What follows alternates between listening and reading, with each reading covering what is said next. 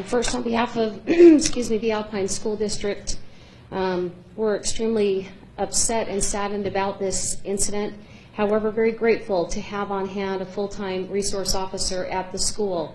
We did have some of the staff members that actually had boxed the suspect into a little bathroom area within the locker room. And so we have the locker room area where a lot of the stabbing had taken place. Somehow, when the suspect went into that area, they actually contained him in there. He still had a knife at the time, so those staff members did place themselves in harm's way to keep that suspect from coming back out with the students. Being juveniles, we will not be releasing any names of the suspect nor the victims.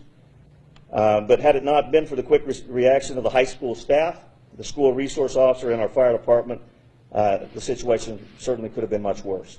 This is a new student at Mountain View High School, a new sophomore, straight A student, attends regularly, and no prior discipline issues. The injuries range from, or mostly stab wounds to the neck and torso area of the victims. Again, I don't know how severe each of the injuries are right now.